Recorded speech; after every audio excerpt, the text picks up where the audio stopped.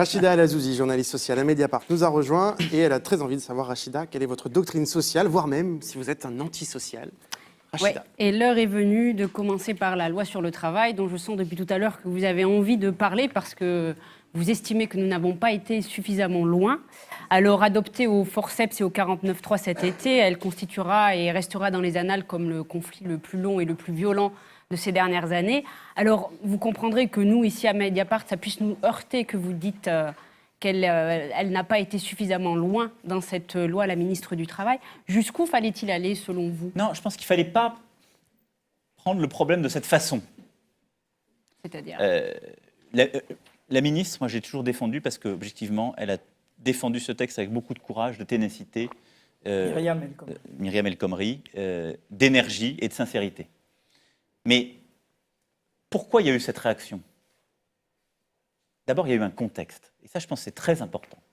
Cette loi, dite loi travail, elle est arrivée tardivement dans ce quinquennat, ce qui, je pense, est un problème.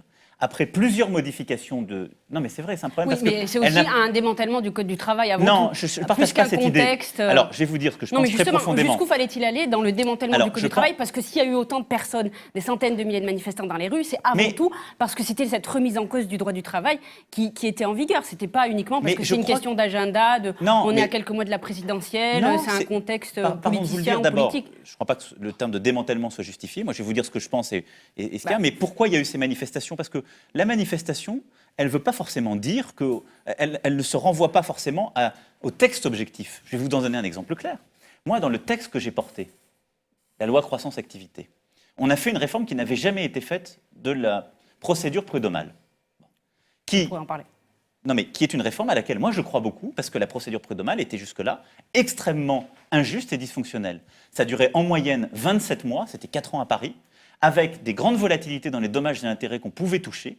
Et donc, il y avait un dysfonctionnement qui n'était pas lié aux juges prud'homaux, qui sont souvent d'ailleurs des gens investis et qui passent du temps, mais aux règles, au fonctionnement même de notre système. Et donc, on a réformé la procédure, on l'a raccourci. Et dans ce texte, on avait passé une disposition législative qui avait plafonné les dommages et intérêts dans les prud'hommes. Il n'y a pas eu un jour de manifestation en juillet 2015. Vous n'en avez pas vu ? Non, mais il y en a. 2015. Non, mais il y en a. De l'été. Enfin, pardon de vous le dire que l'été n'empêche pas de manifester. Vous l'avez déjà vu lors des derniers textes. Il y a eu des manifestations en juillet 2016. Ça ne vous a pas échappé. Mais mais c'est très important parce que là-dessus, je vais vous le dire, je crois que votre analyse est fausse, qui consiste à dire c'est parce que c'est un démantèlement qu'il y a eu ces manifestations. Vous voulez dire qu'ils manifestaient parce qu'il y avait la déchéance, mais parce qu'il y avait tout ce contexte, je pense que le contexte dans lequel la loi travail est arrivée, et le contexte est fondamental. Il n'y a jamais eu de discussion au plus haut niveau politiquement sur ce sujet. Il n'y en a pas eu dans la campagne de 2012. Or, la chose est connue. Et donc, ce sujet n'est pas préparé dans l'opinion. Et les rapports administratifs, ça n'est pas suffisant. Il faut en débattre, comme on le fait ce soir. 2, il y a une fracture dans la société qui s'est alors faite, et en particulier chez les réformateurs, qui se joue sur la déchéance, qui est une fracture sur les valeurs. Et ça n'est pas un hasard, c'est la première manifestation contre la loi travail. C'est une manifestation de l'intersyndicale avec la CFDT, contre le plafond des prud'hommes. Le premier élément qui est demandé, c'est le plafond des prud'hommes. Il n'y a pas un jour de manifestation et un texte intersyndical en juillet 2015 sur le même sujet. Et donc, oui, les choses ont changé, le contexte n'est plus le même. Et 3, le va-t-en-guérisme avec lequel ce texte arrive, qui consiste à dire, quoi qu'il arrive, on ira par le 49.3, en quelque sorte, il n'y aura pas de débat parlementaire, citoyen et autres. La messe est dite. Tout ça tend les choses extraordinairement. C'est ça. Donc ça, alors, je veux remettre dans son contexte. Pour moi, je ne crois pas qu'il y ait de fatalité, ni que ce soit complètement lié au texte objectivement. Maintenant, si on en vient au fond lui-même. Voilà, enlevons la méthode, etc. Bon, que fallait-il dans cette loi pour qu'elle... Non, mais je pense que la philosophie qu'entame cette loi, et qui va dans la poursuite des discussions que nous avions tout à l'heure avec Laurent Mauduit, et je me suis déjà exprimé, elle va dans le droit fil de ce que M. Badinter et M. Combrexel et messieurs Seth et Barthélémy ont pu écrire.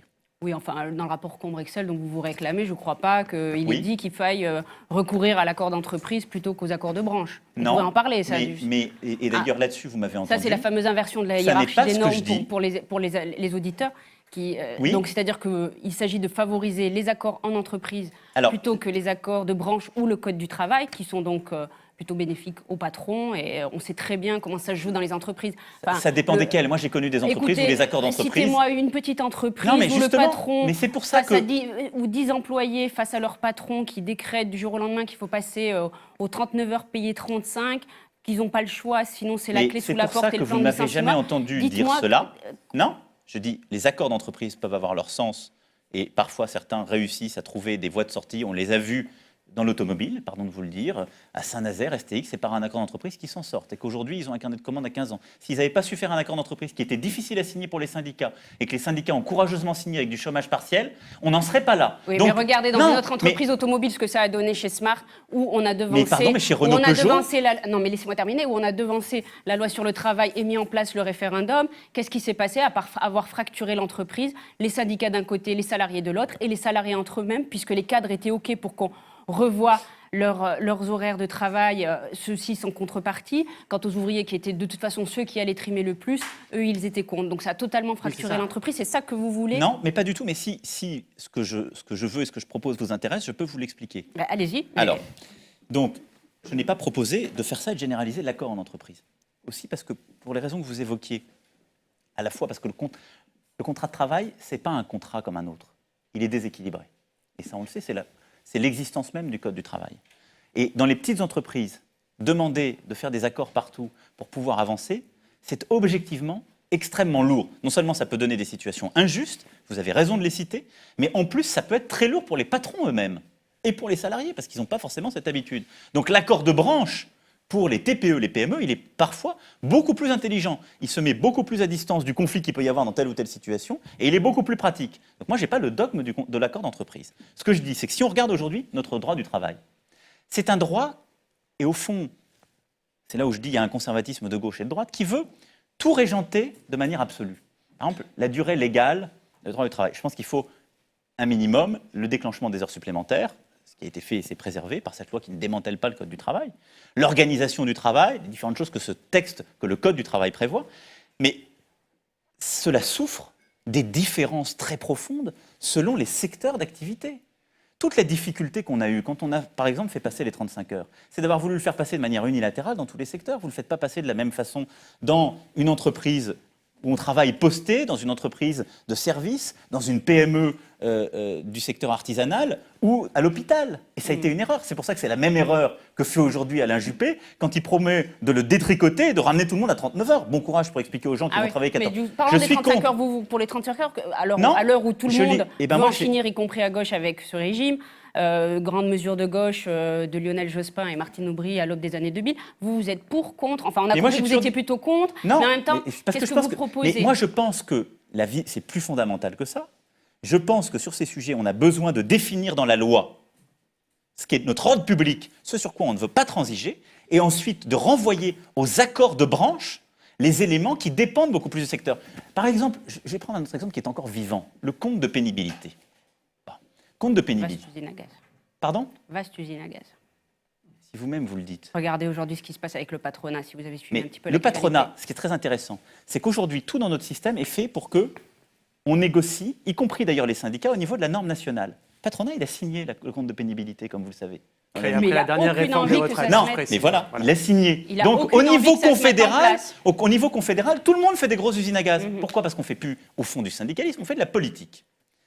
Et est-ce que le compte pénibilité, vous pouvez l'appliquer de la même façon partout? Ça n'a évidemment aucun sens. Vous dites vous-même grosse usine à gaz. La vérité, c'est d'ailleurs pour ça que M. de Virville, qui était DRH dans l'automobile, a fait des rapports pour dire on peut le faire, c'est que dans les entreprises industrielles de travail posté, le compte pénibilité, vous pouvez sans doute le gérer. Parce qu'elles peuvent se payer, les DRH, la structure, parce que la standardisation des tâches fait que vous pouvez gérer le compte pénibilité. Dans une PME, en boulangerie, etc., allez gérer le compte pénibilité. Bon courage. Là, si vous le faites de par la loi pour tout le monde à la même heure, de la même façon avec tous les critères, vous allez en tuer. Vous allez enfermer. Donc on voit bien qu'en fonction de la taille, du secteur, de la nature des tâches, ça n'a pas de sens. Et donc, moi, ce à quoi je crois, c'est d'avoir une adaptabilité au contact du réel de ce droit du travail. Non pas pour le renvoyer à la brutalité du rapport individuel, parce que vous avez raison. Et vous avez profondément raison sur ce point. On ne peut pas renvoyer, en quelque sorte, dire c'est la loi qui prévoit tout, et puis le jour d'après dire au fond, le droit du travail, ça devient un truc qui se négocie au niveau du contrat de travail. Non, ça je suis contre, ni même au niveau de la petite entreprise. Par contre, ce que je dis, c'est qu'aujourd'hui, vouloir tout prévoir par la loi, cela ne marche plus. Mais comment on C'est protège trop rigide et comment on homogène. protège Et par donc, ailleurs si on non, eh bien, on protège. change les règles. Dans la loi, on fixe justement le minimum de protection qu'on veut, qui est intangible, qui est non négociable. Les modalités d'application, typiquement pour le compte de pénibilité. Ensuite, les éléments qui sont au-delà, qu'on veut pouvoir mettre, on les renvoie aux accords de branche. Parce que la réalité, c'est que même l'organisation du temps de travail, la réalité de votre organisation n'est pas la même selon les secteurs. Et donc, on laisse non pas les individus, non pas la sauvagerie du marché faire, mais le dialogue social. Tout le monde a ce mot plein la bouche, personne ne le fait. Le dialogue social, ça n'est pas des grandes conférences au niveau national où, en quelque sorte, on demande aux syndicats de faire le travail du politique. Moi, je considère que l'intérêt... Ça, c'est pour les Grenelles qu'on a fait ces dernières années. Mais oui, parce qu'on s'est mis depuis 10 ans, gauche et droite, dans cette impasse, depuis ce qu'on appelle la loi Larcher. Elle produit quelque chose qui est un monstre, qui ne nous permet plus d'avancer. Et donc, moi, je crois à des éléments où la loi, le législateur définit. Et donc, si le législateur veut aller à un certain niveau, il le fait.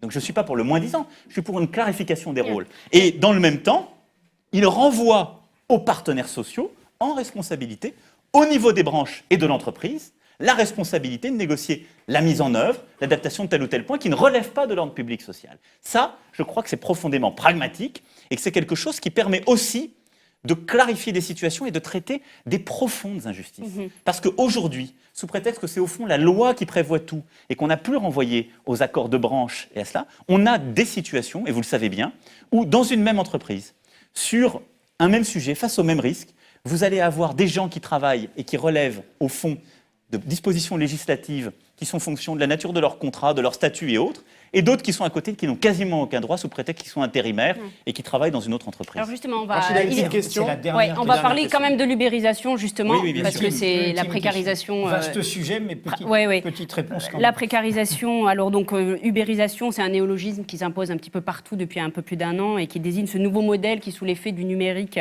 explose les codes sociaux, les principes du salariat traditionnel et donc la définition qu'on accepte habituellement du travail. Donc c'est un petit peu un retour à la tâche où toutes les charges sont supportées par le salarié et non plus par l'employeur, si on pourrait synthétiser comme cela. J'ai compris que vous préfériez un auto-entrepreneur qui trime 60 heures par semaine pour gagner à peine un SMIC au volant de son véhicule particulier plutôt qu'un chômeur au RSA. Donc c'est ça votre modèle social? Non, c'est ça pas... votre solution contre le chômage de masse? Non. Ce retour au 19e siècle sous prétexte que ce serait la marche du 21e siècle? Alors, je vais vous répondre très précisément. Question cash, réponse cash. Réponse très cash. Allez, à Stein, expliquer aux jeunes qui font chauffeur Uber de manière volontaire qu'il faut mieux aller tenir les murs ou dealer. Allez leur expliquer. Allez, là, nous, on est bien, on est dans le 12e arrondissement, il n'y a personne qui est au RSA, moi je ne suis pas, vous n'y êtes pas. Allez leur expliquer que c'est mieux pour eux, parce que nous, on a pensé que c'était mieux pour eux. Aujourd'hui, dans notre société, vous avez 90% des gens qui sont en situation de salariat. Donc c'est pas vrai que c'est la fin du salariat et autres. C'est pas vrai. Bon. Donc on ne parle pas de la grande majorité. Ce que je sais, notre défaite collective, c'est que les quartiers aujourd'hui où Uber embauche, mais Uber comme d'autres qui sont français, embauchent ces jeunes, ce sont des quartiers où nous, on ne sait rien leur offrir. Ni vous ni moi. Rien. Et la réalité, c'est qu'en effet, ils travaillent parfois 60-70 heures pour toucher le SMIC. Mais ils rentrent dans la dignité. Ils trouvent un travail. Ils mettent un costume, une cravate. Ils montent dans une voiture. Ne peut-on pas leur offrir mieux? Mais d'accord, mais qu'est-ce qu'on leur offre de mieux depuis 30 ans? Moi, je veux bien. Qu'est-ce qu'on leur a offert de mieux? Qui a proposé quelque chose de mieux? Vous? Moi? C'est le chemin non. des anglo-saxons, c'est le travail. Mais pardon, mais moi j'assume totalement de dire... Mais non, mais réduisons le temps de travail. Mais pardon de vous le dire, mais réduire le temps de travail, on l'a fait. On ça l'a a fait. créé des Le emplois. réduire unilatéralement, mais dans ces cas-là, collectiviser la totalité de nos structures de production, ça ne marchera pas. Donc, ce qu'il faut faire derrière, c'est leur apporter les protections, premier point, pour répondre à votre question, et deux, c'est qu'il y ait une trajectoire de progrès. C'est ça qui est fondamental. Donc, apporter les protections. Je ne suis pas pour l'ubérisation de la vie économique, parce que je n'aime pas ce terme. D'abord parce que ce qui me choque, ce n'est pas la situation que je décris, qui aujourd'hui est un état de fait et permet à certains d'avoir un quotidien meilleur qu'hier. C'est le fait, par exemple, que leur employeur ne paye pas d'impôts en France. Ça, c'est un problème. Non, mais ça, c'est un vrai problème contre lequel on doit se battre, celui du beurre, et contre lequel des mesures d'ailleurs concrètes ont été prises par l'Europe et par la France pour les endiguer. Donc je ne suis pas un ubérolâtre, si vous voulez. Au contraire, parce que je pense que leur vocation finale, c'est de ne pas payer d'impôts et c'est plutôt d'avoir des véhicules autonomes. C'est même pas d'avoir des chauffeurs mal payés. Bon. Donc ça, c'est le premier point. Le deuxième point, c'est de protéger ces jeunes ou moins jeunes qui rentrent dans la vie active par, en effet, ce statut d'auto-entrepreneur ou de micro-entreprise fiscale qui n'a pas attendu Uber pour exister. Il y en a des tas qui l'étaient en tant que taxi, qui sont dans d'autres professions. Bon. Et donc là, c'est tout à fait la discussion qu'on avait tout à l'heure avec Laurent Mauduit. Je suis pour une protection contre le risque chômage et une formation professionnelle qui soit déconnectée des cotisations qu'ils payent. Parce que, pourquoi c'est moins cher ? Parce que vous ne payez pas de cotisations sur ces contrats. Et donc, je dis, ils doivent avoir les mêmes droits que les autres, parce qu'eux en ont justement plus besoin que les autres. Et ce qui ne marche pas, c'est aujourd'hui le système où, au fond, ces droits dépendent de la cotisation. Et donc, comment vous arrivez à lisser ces différences injustes ? Eh bien, en finançant votre modèle différemment et en le faisant fonctionner différemment. Et 3, ces jeunes-là, ce qu'il faut faire pour les sortir, c'est pas leur dire on va réduire le temps de travail, tu vas avoir une super promesse. Ça n'a marché nulle part. Citez-moi le pays qui a fait ça où ça a marché. Il n'y en a pas. Je n'ai pas de comparable. Bon, je vais leur dire tu vas aller retenir le mur demain, ou tu vas continuer tes trafics, ou tu vas être RSA. C'est ça la promesse qu'on veut pour eux ? Moi, non. Ouais. Donc, c'est simplement, je ne veux pas qu'il passe sa vie comme chauffeur Uber. Donc, je veux que derrière, parce qu'il est rentré justement dans le travail, qu'il n'avait pas de formation initiale, qu'il ne trouvait pas au SMIC horaire un job, eh bien qu'on puisse le former, qu'il ait un droit à la formation continue, qu'on l'aide ensuite à accéder à un métier qui est moins pénible, à accéder justement à d'autres fonctions. C'est ça ce que je veux. C'est donc une progression sociale, mais je n'en peux plus de l'assignation à résidence. Au fond, notre bien-pensance morale, elle a dit, nous, on a tout créé. Hein, chez nous, on ne meurt pas. Chez nous, on fait bien les choses, vous savez, socialement. Il y a des minima sociaux, les autres n'en ont pas. Nous, on est contre les petits jobs. Mais c'est quoi le résultat ? On les a assignés à résidence. Il y a des millions de gens dans ce pays qu'on a assignés à résidence. On leur a dit, tout va bien. Restez dans vos quartiers et ne nous ennuyez pas. Ça, c'est insupportable. Rachida, merci. On va passer à la quatrième séquence. Attention. Le titre est plus aimable comme ça, c'est « Le progressiste » avec Karine Fouteau. Mais avant cela, on va introduire une petite question qui fâche. Une petite question qui fâche avec des choses qu'un ministre ne devrait peut-être pas dire. Ça, par exemple. Regardez la télévision, ça ? Oui. Un ministre ne devrait pas dire, si la séquence veut bien arriver... Dans les sociétés qui me sont données sur les dossiers que j'ai, il y a la société GAD. Vous savez, cet abattoir. Oui. Il y a dans cette société une majorité de femmes. Il y en a qui sont, pour beaucoup, illettrés. Pour beaucoup, on leur explique, vous n'avez plus d'avenir à GAD ou aux alentours. Quand on me dit, les pauvres voyageront en autocar, j'ai tendance à penser que c'est une caricature, mais les pauvres qui ne peuvent pas voyager, voyageront plus facilement. Attendez, moi je n'ai pas de leçon. Attendez, mais moi j'ai pas de leçon à recevoir. Si vous n'aimez pas que la France soit bloquée, arrêtez de la bloquer. Mais voilà, mais parce que non, ce qui a bloqué la France, c'est le 49.3, monsieur Macron. Vous n'allez pas me faire peur à votre petit cœur. La meilleure façon de se payer un costard, c'est de travailler. Voilà, c'est de travailler. Mais donnez du travail. Là, je viens de voir des jeunes qui ont envie de réussir. Mais tous les chômeurs ont envie de travailler. Il a été élevé comme une tomate hydroponique, Macron. Je veux dire, il est totalement hors sol, il ne touche pas terre. Dès qu'il rencontre quelqu'un vraiment du peuple, ça se finit dans le drame. C'est une bouffonnerie sondageo-médiatique, Macron. C'était Frédéric Lordon, l'économiste. Mathieu, la question qui fâche. Oui, il vous qualifie le contact du peuple et de la réalité. Il vous qualifie de tomate hydroponique. Donc ça vient du grec, vous avez les humanités, ça vient du grec ponos, le travail, l'effort, et udor, l'eau. En gros, ça veut dire que vous êtes une tomate élevée hors sol. Et il dit donc, dès qu'il rencontre le peuple, ça se finit en drame. Pourquoi vous êtes obligé de sortir ce genre de phrases ? D'abord, est-ce que vous les regrettez ? Est-ce que vous les assumez ? Et est-ce que c'est pas aussi des phrases qui, quelque part, comme ça, dans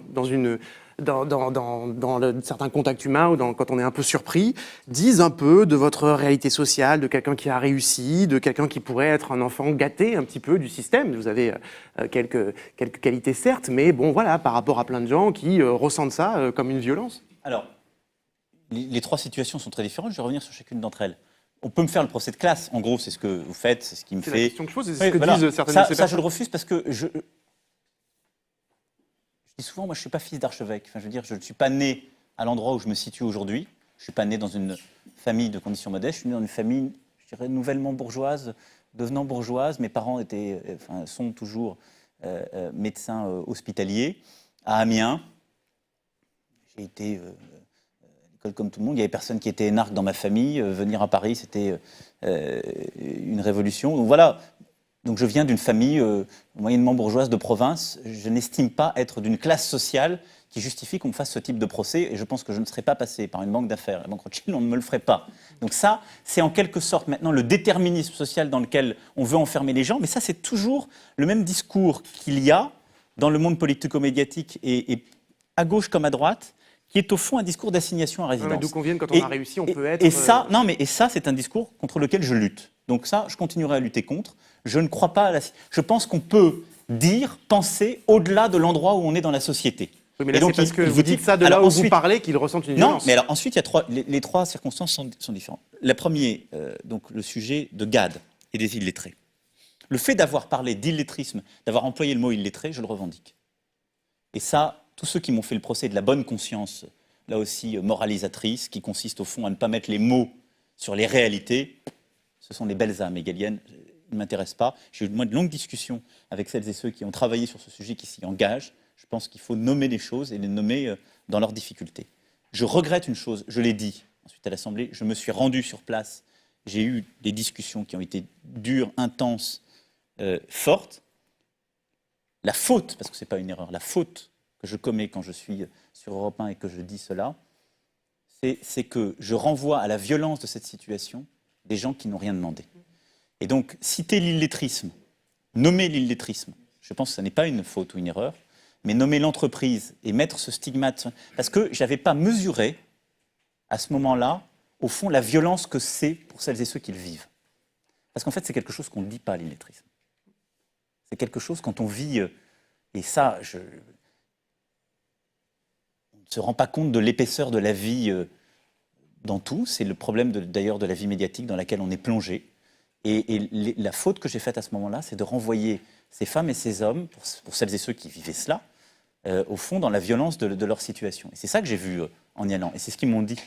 D'abord, les uns parce qu'ils ne l'avaient jamais dit, et les autres parce que, quand ils vous racontent ce que c'est au quotidien, c'est-à-dire qu'en fait, on ne peut pas passer le permis de conduire, en effet, on ne peut pas retrouver une vie normale, et vous avez un système qui dit, vous vous êtes inscrit, vous avez demandé telle offre de job, et quand vous avez 45-50 ans, c'est terrible de le dire. Donc là, j'ai fait une faute, et je suis allé m'en excuser, et ça, je le regrette profondément. Mais ça, c'est une faute. Mais c'est pas lié à la classe. Achète-toi un costard. La deuxième. Alors, non, mais je vais revenir sur chacun des cas très précis, parce que celui-là, c'est vraiment celui que je regrette. Le deuxième cas, je vais vous dire très précisément, parce que les deux autres cas, c'est des sorties de contexte totales. Deuxième cas, le matin même où je sors la réforme des autocars, beaucoup se sont gossés de cette réforme. Je peux vous dire, je suis très fier, je la referai, parce qu'elle incarne même ce en quoi je crois, c'est-à-dire la mobilité. Et donc, le matin, Thierry Lepan, qui est quelqu'un avec qui j'ai d'ailleurs toujours très bonne relation, qui est quelqu'un qui s'est engagé contre l'illettrisme, qui a plusieurs années fait des rapports, et qui lui, secrétaire général de la CGT, qui était à ce moment-là secrétaire général de la CGT, et qui lui d'ailleurs dans l'affaire de GAD m'avait d'ailleurs courageusement défendu, au-delà de la faute personnelle que j'évoquais, dit le matin, c'est bien, Macron propose une super réforme, les gens qui peuvent prendront le train, les pauvres ils prendront le car. Et donc c'est reprenant cela que les gens avaient en tête dans l'auditoire que je dis, oui, j'entends certains, vous entendez, je n'ai pas l'habitude de dire les pauvres comme ça. Et donc je dis, j'entends certains qui me disent les pauvres prendront le car. Et je dis oui, c'est vrai. Parce que les pauvres aujourd'hui, comme ils disent ces gens, les pauvres ils ne se déplacent pas. C'est la réalité. La réalité, et on pourrait revenir parce qu'il y a eu des polémiques sur l'impact écologique de cette mesure, mais c'est qu'elle permet de la mobilité. C'est prévu. Bon, très bien. Mais elle permet des nouvelles mobilités. Et la réalité, c'est que à qui on a donné des solutions de mobilité? Aux gens qui n'ont pas de véhicule individuel, qui ne pouvaient pas se payer le train, pour les déplacements desquels il n'y avait pas le train. Et donc oui, on est passé, imaginez, de 100 000 Français qui se déplaçaient en autocar en 2015 à près de 4 millions aujourd'hui. Donc il y a des gens qui se redéplacent pour aller voir leur famille, pour pouvoir aller à un entretien d'embauche, pour aller parfois justement avoir accès à la culture, aller voir leurs petites copines, leurs petits copains, que sais-je, mais on se déplace. C'est essentiel dans une société. Et donc là-dessus, j'ai reprenais la formule de Thierry Lepan. Et le costard. Sur le costard, là-dessus, le procès qu'on m'a fait, c'est un procès de sortie de contexte complet. Et là-dessus, je vais vous dire, je ne la regrette pas, cette phrase. Je regrette le mot, parce que j'aime pas le terme, et je trouve que c'est pas bien. Pour le coup, quand on est ministre, on ne doit pas dire costard, on doit dire costume. Non, mais pas seulement. Vous Voilà. dites à des gens qui, Non, mais qui je vous le se dis, moi, mobilisent. je vous le dis en blaguant, évidemment. Ça... Non, mais pas seulement. Vous en- Pas non, seulement. mais non, je vais parce que vous leur non, dites, mais parce vous que dites là où qu'il je faut dis, il y a une- bosser, il faut non, bosser. mais là où je dis, il y a une sortie, je blague en disant ça, mais c'est vrai. Là où je dis il y a une sortie de contexte, c'est qu'est-ce qui se passe? Je suis à Lunel, ville en grande difficulté, Près de Montpellier. il y a des jeunes où il y a des qui jeunes qui sont partis dans le en- djihadisme, etc., qui vivent une situation économique, sociale très dure. Je vais dans une école du numérique, école de la seconde chance, où des jeunes sont là, il y a un long entretien, etc., on passe 1 heure ensemble. Et comme à ce moment-là, ça se passait tout le temps pour tous les ministres, manifestation anti-loi travail. Moi, j'ai toujours refusé d'être mis à distance. Ça m'a parfois valu des œufs, des insultes, des coups, machin, mais parce que je trouve que j'aime ça. Et là, donc ils sont à l'IGFON, ils sont en fait 3. Donc c'est pas une grosse manifestation. Je dis, faites attendre, on finit parce que ça va s'arrêter. J'irai discuter. Je sors, et donc ce que vous voyez, c'est cette scène-là. Je suis à Lunel, je viens de passer 1 heure avec des jeunes de l'école numérique. Je sors, il y a 3 manifestants. Je passe 20 minutes avec eux. 20 minutes. 20 minutes. On retient 10 secondes. Pendant ces 20 minutes, je me fais agonir. On échange. C'est ce jeune homme dont certains de vos confrères ont fait un héros, qui est un militant actif. Il a le droit. Il non, faut non, mieux mais être pas un que sur militant ces actif sujets-là. qu'un citoyen passif. Sur d'autres sujets, Bon. mais tout à fait, non, mais y compris sur d'autres sujets qui n'ont rien à voir avec la loi travail, qui lui avait pris le TER pour venir de Nîmes et faire ça. Mais c'est un citoyen, tout à fait. Mais c'est lui qui m'interpelle sur mon costume et qui est là avec et qui à un moment d'ailleurs me tutoie, ce qui fait que je le reprends parce que je pense que indépendamment de ma personne, le vouvoiement à quelqu'un qui a une fonction d'autorité, c'est pas quelque chose qu'on doit laisser passer. Donc je suis pas pour la connivence. Et donc, ou le manque de respect, et ça dépasse ma personne, et donc je le reprends sur le tutoiement. Je ne le tutoie pas comme certains de vos collègues ont pu le dire, parce que j'ai entendu que c'était le casse-toi pauvre con de Sarkozy. Ça n'a rien à voir. Je ne suis pas face à quelqu'un qui m'agresse et que je tutoie, à qui je manque de respect. Je reprends sa formule et je lui dis, parce qu'il me dit, moi, regardez, regarde, moi je suis là avec mon t-shirt, tu viens avec ton costard donner des leçons, etc. Et je fais l'erreur de... Je reprends sur le tutoiement, j'aurais dû dire costume et pas costard, et je dis à ce moment-là, je ne vais pas pleurer sur votre t-shirt pour avoir un costard. Il faut bosser, c'est le seul moyen. Et les jeunes d'ailleurs derrière, la moitié avaient mis des costumes parce qu'ils étaient là dans une présentation et autres. Donc voilà ce que je fais. C'est pas le mépris de classe, mais en même temps, c'est pas se laisser marcher dessus par quelqu'un qui manifestement considérait que tout se valait, qui était là juste dans l'invective. Donc je ne me laisse pas invectiver, je considère que je dois le reprendre sur ce sujet-là, et je lui dis ce qui est la vérité. Ce qui est la vérité, c'est qu'il y a un moment donné, le travail, ça n'est pas que quelque chose contre quoi on doit lutter. Le travail, c'est ce qui permet d'émanciper. Le travail, c'est ce qui permet de trouver une place dans la société. Donc moi, je défendrai toujours le travail. Voilà. Donc celle-là, je ne la regrette pas. Je regrette le moment d'emportement, et je trouve que ça donne une image négative, sachant qu'il vient dans un contexte de 20 minutes. Mais ça, au fond, vous savez, c'est la dérive dans laquelle on est pris ensemble. Parce que ce truc-là a fait en effet le tour des réseaux sociaux, dans la capsule sortie de ce contexte, et parfois même plus court que ce que vous avez dit, en déformant dans les sous-titres. En mettant « j'ai pas peur de ton t-shirt » et en faisant du tutoiement. Il y a eu énormément de choses fausses qui ont été dites. Mais quelle est la conséquence qu'on en tire? Tous les politiques normalement constitués, du coup, ne prennent plus jamais le risque d'aller au contact, ne vont plus jamais à la controverse. Et donc ce qui fait que, regardez, les responsables politiques en campagne, les membres du gouvernement qui à ce moment-là se déplaçaient et parmi les plus éminents, ils mettent des bardets de CRS et ils ne vont plus jamais au contact. Je me suis refusé à faire ça. Alors je vais vous dire, sans doute que je ferai d'autres erreurs. Sans doute, parce que j'aime défendre les idées, je crois aux choses, donc vous voyez, parfois je m'emporte. Et donc on peut dire des choses qui parfois peuvent être sorties de leur contexte maladroites. Mais je continuerai à faire ça parce que pour moi, la beauté de la politique, c'est d'essayer de convaincre, d'être dans le dialogue les uns avec les autres et d'aller au contact. Et je pense que c'est très important. Donc j'en ferai d'autres, mais je crois en cela, donc celle-là, je ne la regrette pas.